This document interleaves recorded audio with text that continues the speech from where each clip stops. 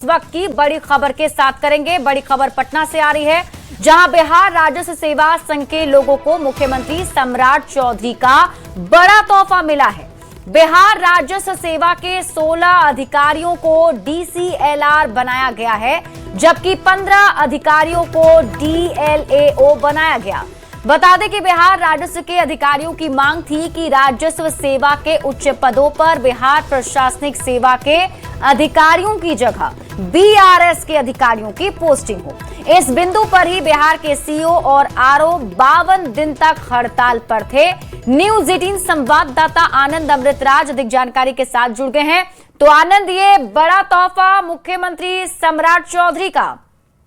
देखिए, बिल्कुल, जब सम्राट चौधरी बिहार के मुख्यमंत्री बने और उसके बाद जब ये काफी दिनों तक स्ट्राइक चल रही थी राजस्व सेवा के अधिकारियों का, और उनका मांग था कि बिहार राजस्व सेवा के जो अधिकारी थे उन्हें DCLR बनाया जाए, लेकिन इसके पहले बासा के अधिकारियों को DCLR के पद पे बैठाया जा रहा था, जिसे लेकर ये स्ट्राइक पर चले गए थे और 52 दिनों तक उनकी स्ट्राइक चली थी। और उसके बाद जब मुख्यमंत्री सम्राट चौधरी इस पर पहल की और उसके बाद जय सिंह जो राजस्व विभाग के सचिव बने, जिस दिन उन्होंने पदभार संभाला उसी दिन मुख्यमंत्री के निर्देश पर उन्होंने राजस्व सेवा के अधिकारियों के साथ बैठक की थी और बैठक में फैसला हुआ था कि जो भी उनकी मांग है उस पर सहानुभूति पूर्वक विचार किया जाएगा।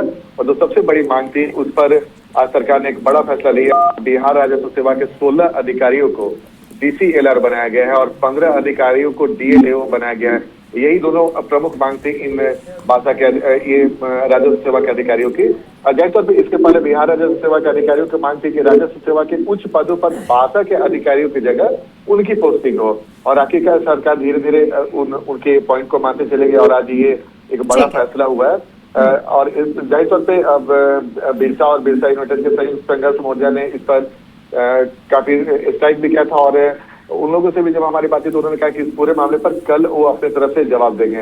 लेकिन जाहिर तौर पर एक बड़ा फैसला है और राजस्व विभाग के भी काम में काफी गति आएगी। और जाहिर तौर पे जो राजस्व सेवा के अधिकारी थे उन्होंने जब स्ट्राइक खत्म किया तो उन्होंने कहा था कि जितनी जल्द अगर हमारी मांग पूरी होती है हम काम करेंगे। और ठीक है आनंद, आप इस खबर पर नजर बनाकर रखिए। शुक्रिया इस अपडेट के लिए।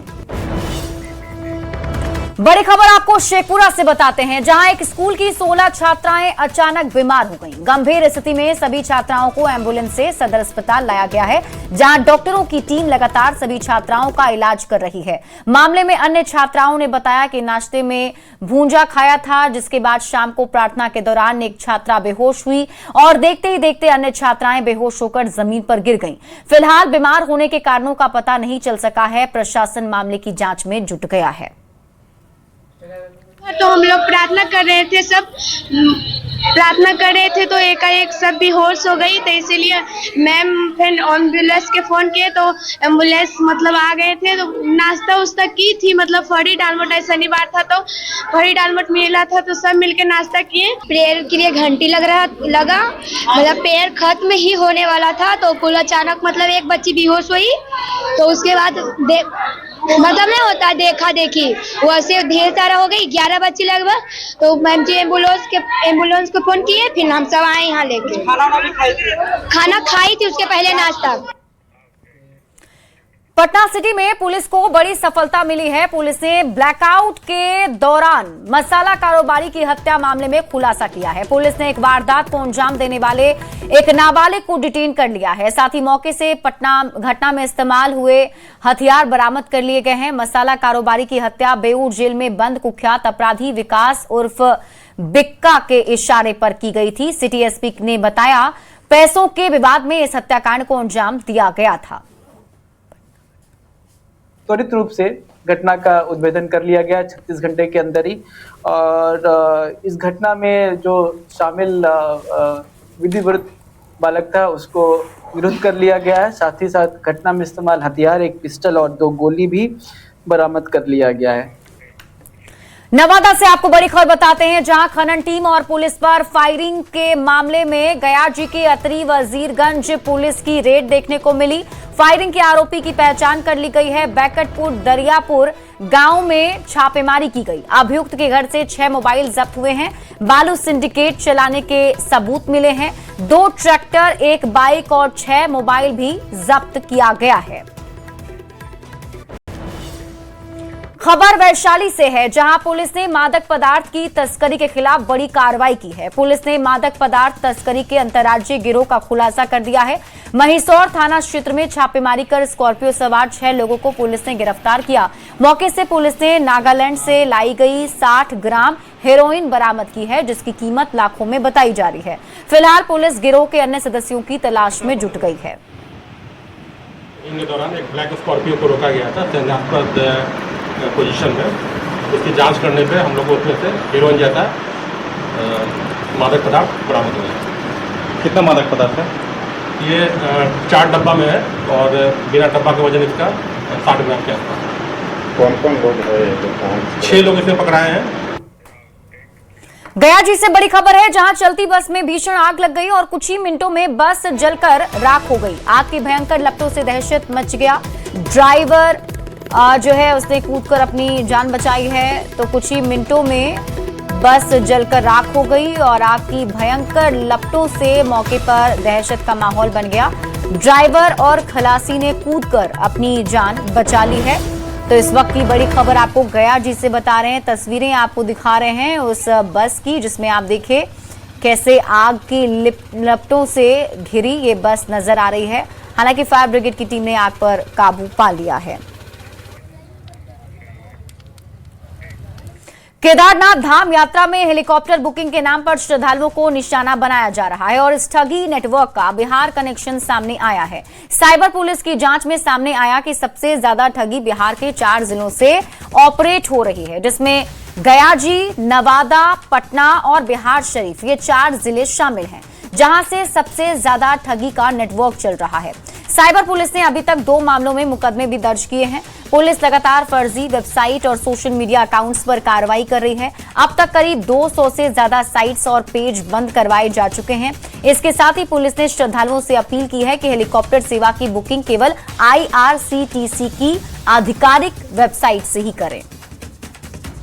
तो एक तरह से देशव्यापी फ्रॉड होता है। कहीं के अकाउंट नंबर किसी राज्य के यूज होता है, कहीं का फोन नंबर इस्तेमाल होता है। तो किसी राज्य के स्पेसिफिक नहीं कह सकते, लेकिन इस तरह का जो मॉडस ऑपरेंडी अभी हेली सर्विसेज का देखा गया है कि इसमें किया गया, वो राज्य में देखा गया कि बिहार प्रांत के उससे कुछ जगहों से ऑपरेट हुआ है, क्योंकि अन्य जगहों से भी हो रहा है। बट ये है कि जो चीजें अभी इनपुट्स प्राप्त हुए हैं जो हमारे टेक्निकल डेटा में, तो इसके हिसाब से हमारी टीम आगे काम कर रही है।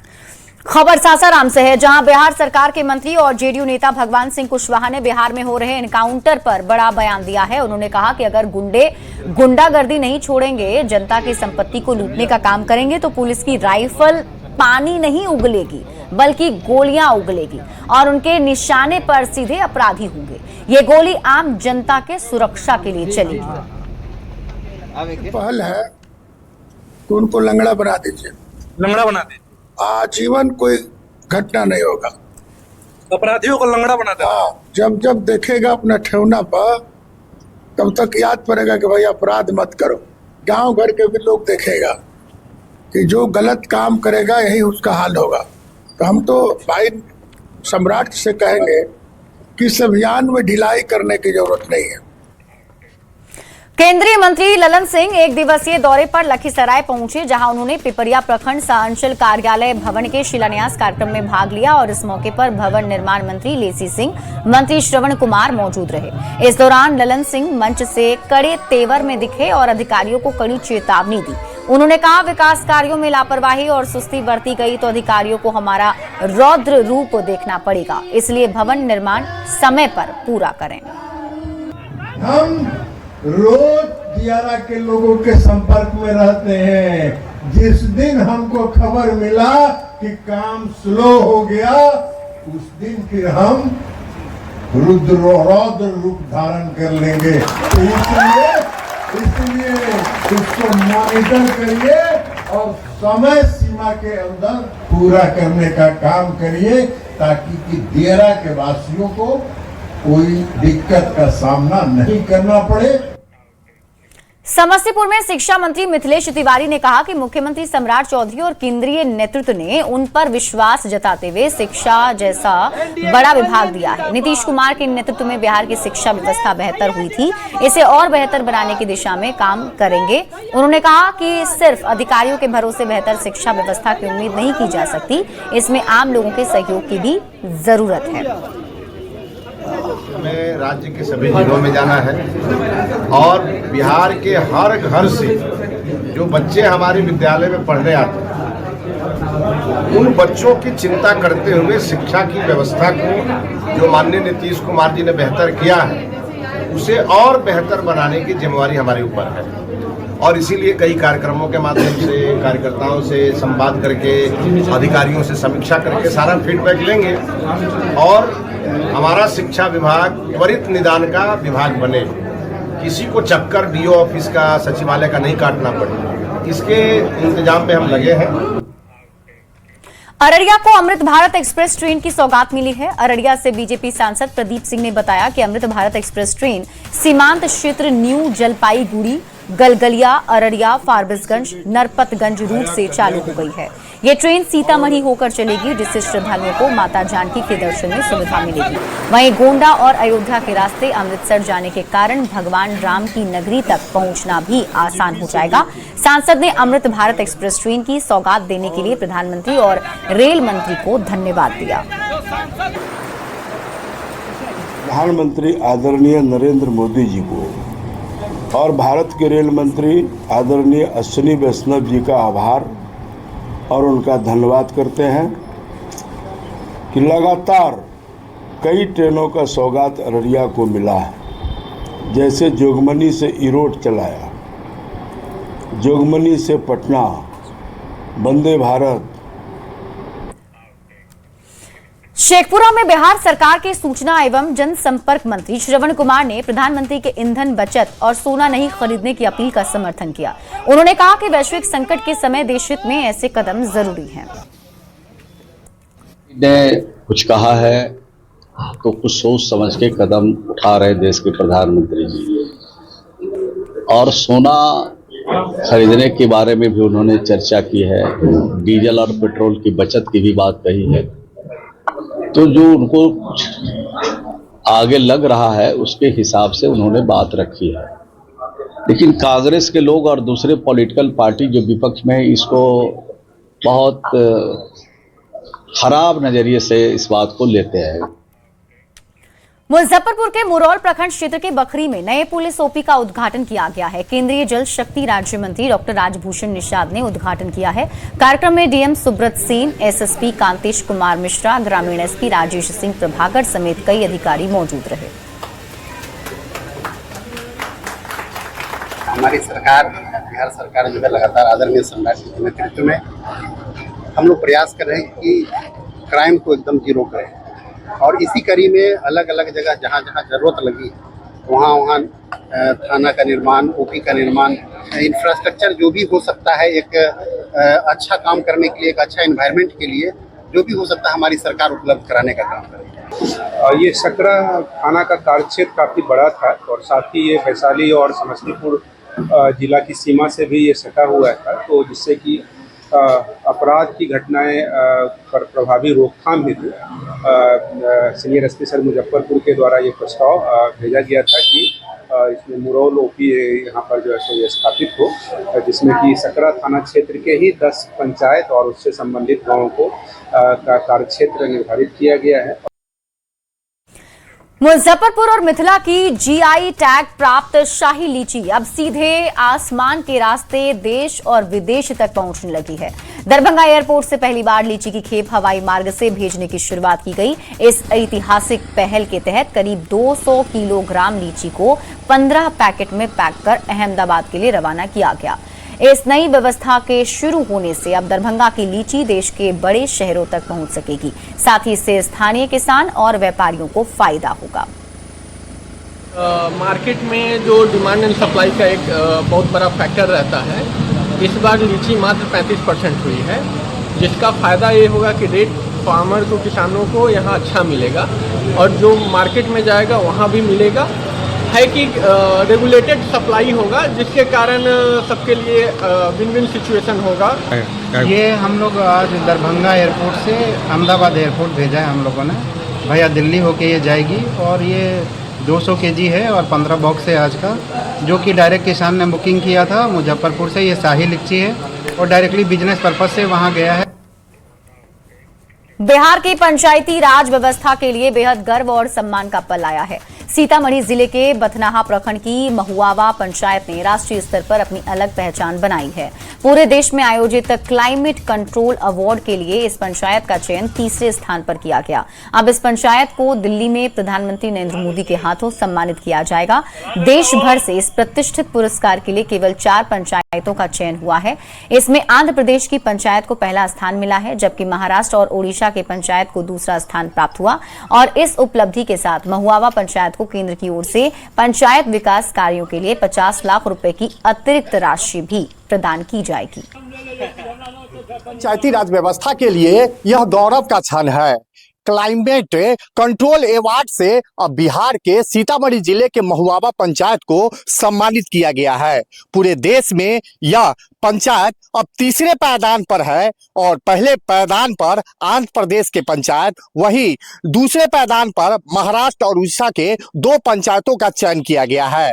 बेहतर कार्य को लेकर इस सीतामढ़ी के महुआवा पंचायत का चयन किया गया है, जिसके बाद जो ग्रामीण है उनके अंदर खास तरह का उत्साह देखा जा रहा है। साफ सफाई, जल संरक्षण, बायोगैस और सोलर सिस्टम के जरिए इस पंचायत ने बेहतर काम किया है और एक दिन में पंचायत में कुल 9000 पौधे लगाए गए हैं, जिसके बाद से इसकी चर्चा पूरे देश लेवल पर हो रही है। पंचायती राज बिहार सरकार के द्वारा यहाँ से एक नाम बिहार से एक सिंगल नाम में ही नॉमिनेट किया गया भारत सरकार के लिए।